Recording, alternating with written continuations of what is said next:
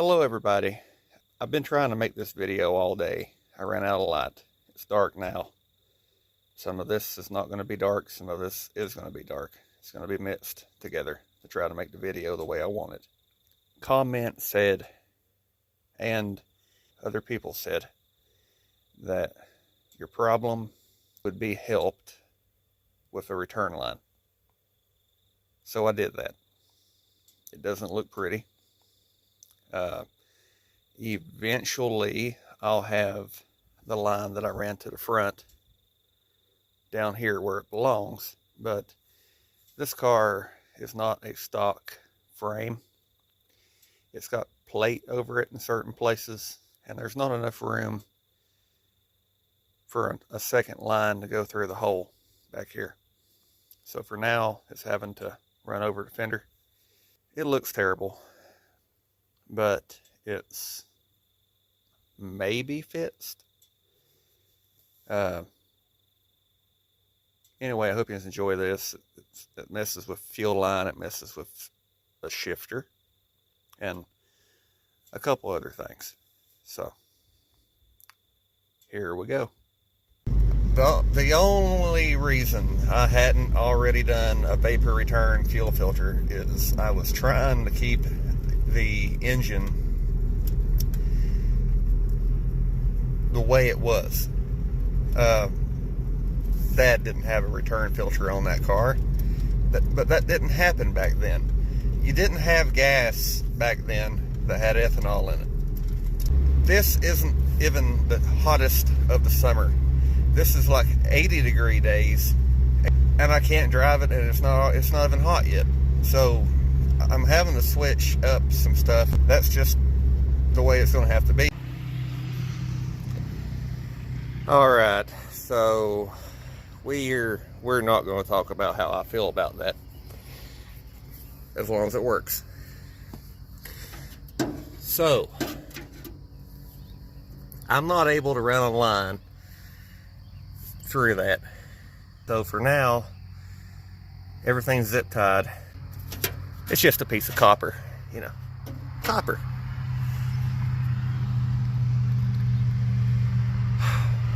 I'm gonna go get some gas and drive it and see how it does. I drove it, I let it get hot, I killed it, I started it back, and it never did it. But I did have an issue, and if you ran it very hard, it ran out of gas. So that was an open return filter.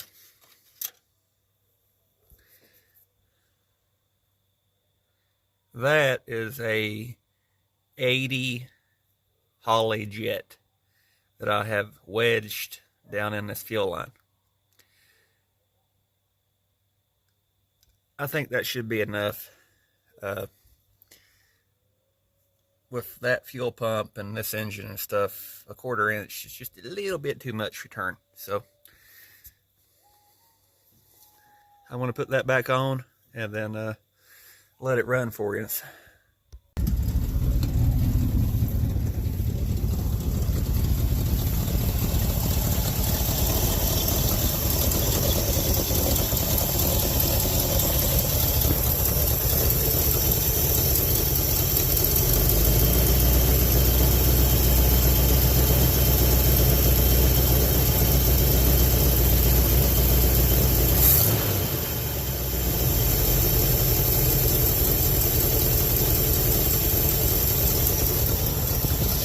Alright, so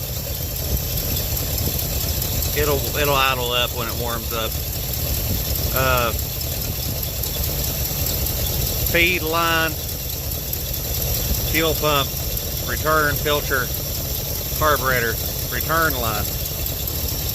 I wasn't able to put it down here because there's an area back there underneath the car that I patched with a plate, and the hole's really not big enough to put that fuel line through it. So I'm going to have to wait till I'm able to do something about that to add another fuel line.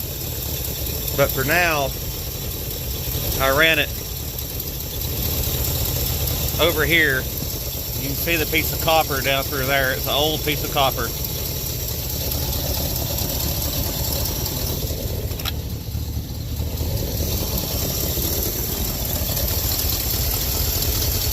Don't let me forget that I did this.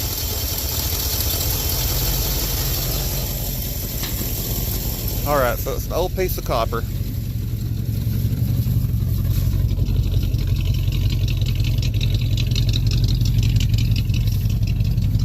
I ran out of copper right in there. So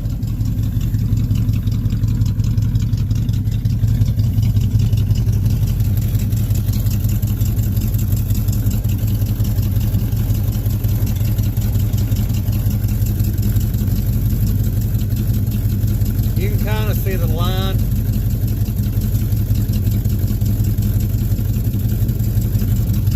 I ran a piece of fuel hose from where I ran out of copper to back here and put it in the tank where the vent line is. It's supposed to be. It don't have one. The cap's vented anyway, so I ran it back through here and stuff to there.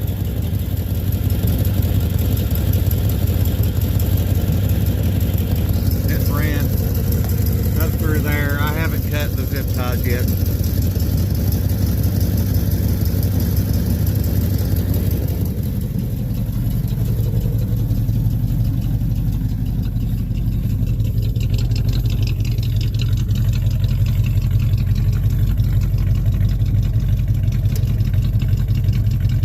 The gas cap doesn't have a seal on it, and I flattened that in 4 spots so it can vent back here.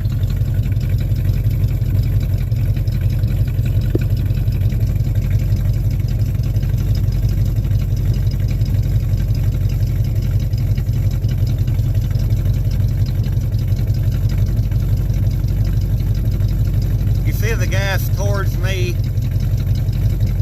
kind of swirling.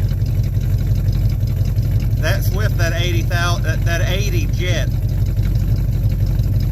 Slowed it down a lot.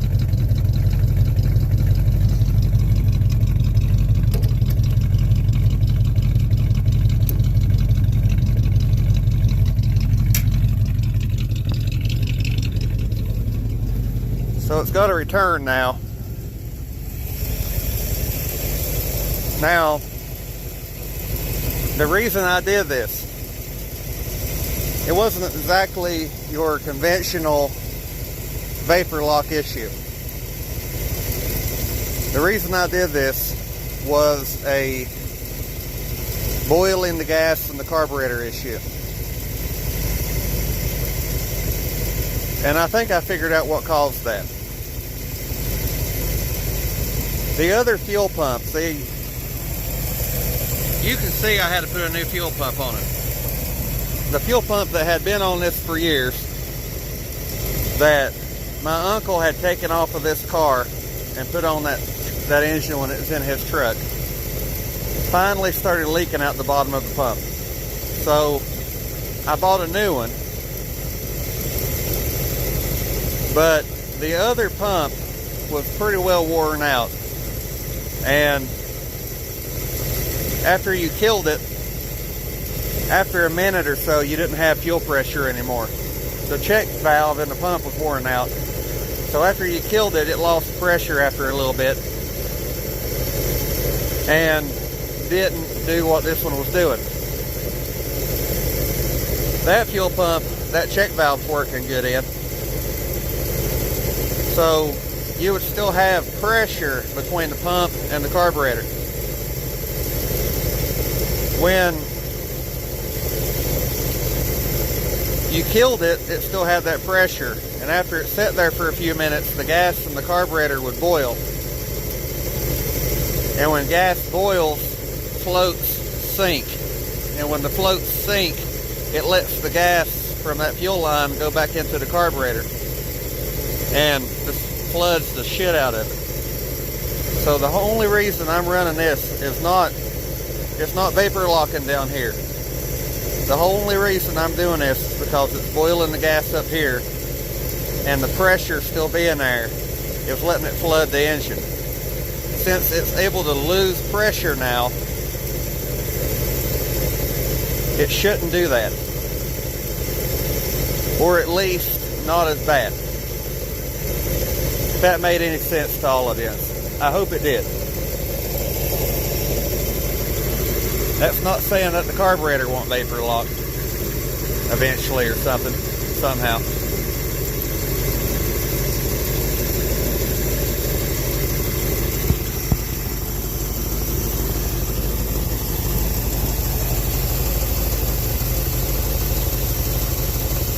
I'm glad you just reminded me.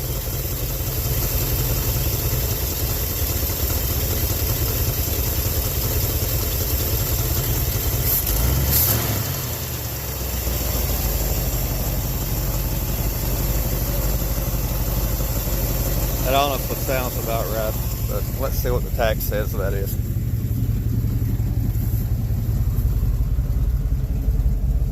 About 859, something like that.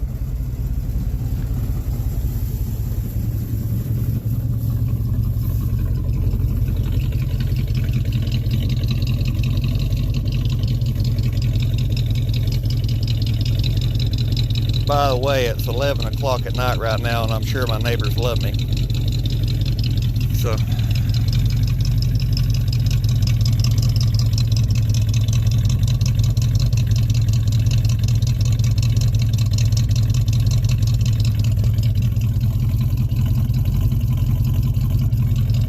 they sound different, don't they?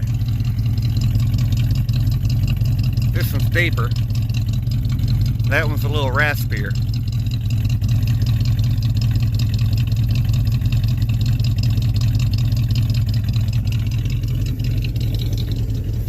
Kind of thinking there might be a couple hundred exhaust leaks. What do you think?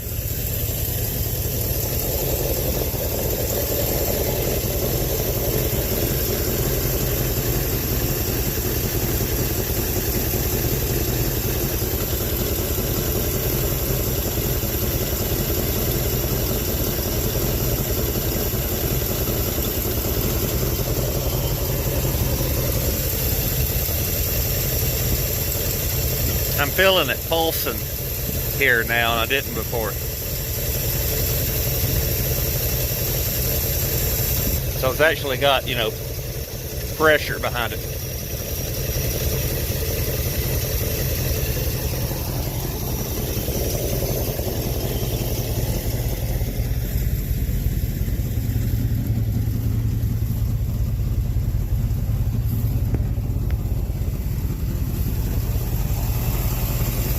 In other words, it might not run out of gas going down the road now.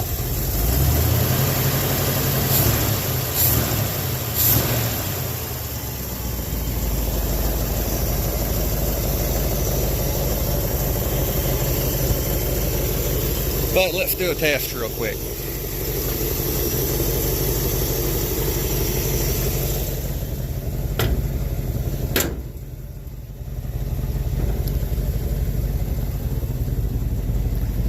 The engine's up the temperature. According to the gauge, it is a little on the toasty side.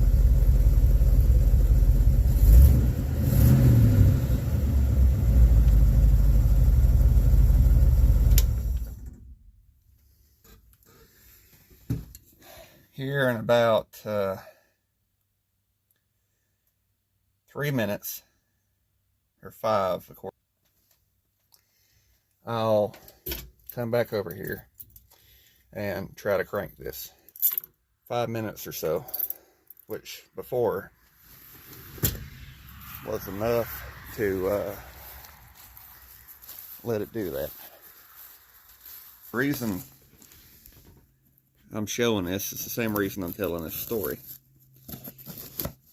Back when Dad first bought the 67 that I've got, it was a completely bone stock 67 Chevelle with 4-speed. It had an original shifter. Well, you know, just like the one I have in my car right now, those original shifters can get to where they cross up. And he had a better shifter than that, so he put it in it.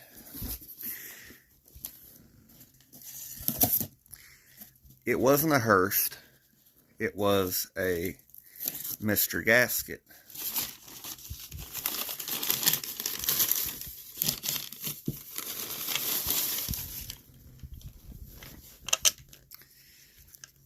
Just like this one. Now, that one has been mounted a little different than how I'm going to do it. But really, all I wanted was this piece.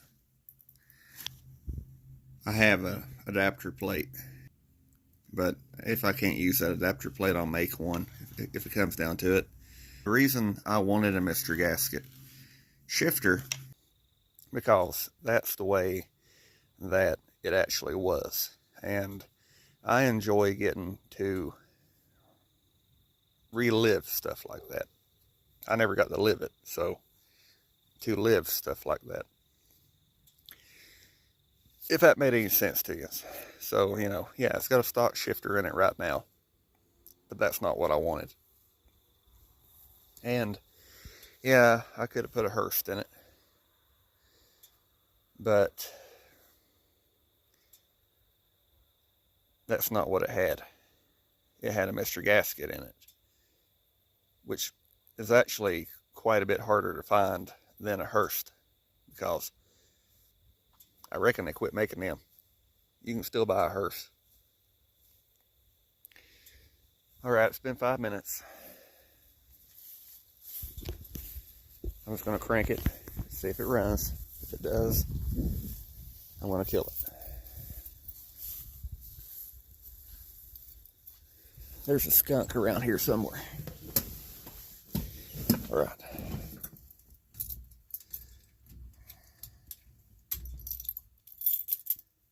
No gas.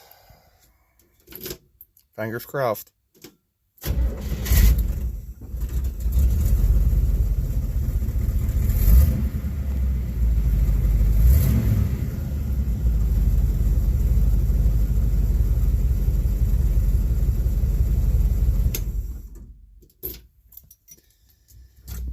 Seems better. It's too late to drive it or anything. That can be in the next video.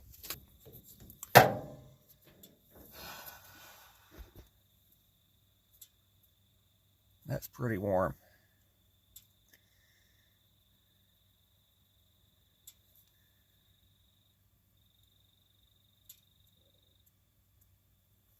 Yeah, very warm.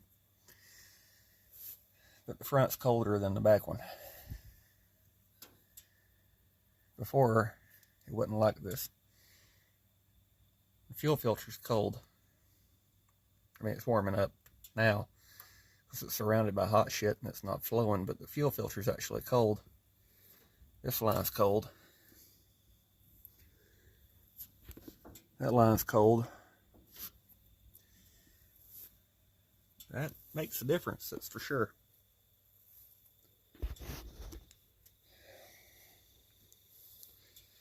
Maybe I'll get lucky and it will actually have fixed that problem. Sorry for it being dark for most of this, and again, I've been trying to make this video all day, so I don't know how much of it I'll end up showing us, or in what order. But anyway, I'll see you again next time. Bye.